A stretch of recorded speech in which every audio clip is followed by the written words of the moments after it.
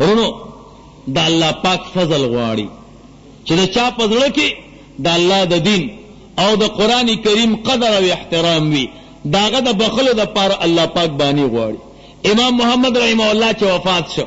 چا په خوب کې ولې څه چلو شو وی الله پاک ځان ته ودرولم ما وی یا الله اس عمل میں نه وروړې الله را تو فرمایل اے امام محمد کما بخلنا نو ما تعالی علم نه درکو چې په قرآن کریم میں پوه کړې د قرآن کریم ماهر میں جوړ کړې نو بخم دې کنه ما ته تاسو ته امام ابو یوسف رحمه الله وی هغه مان 2 درجه اوچته هغه چون کې قضا کړي ونو هغه درجه د امام ابو یوسف رحمه الله اوچته ما ورته امام اعظم ابو حنیفه رحمه الله وی دا هغه تاسو مکوا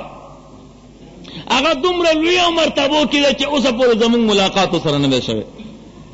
نو علما وی چې چا دین سره تعلق ساته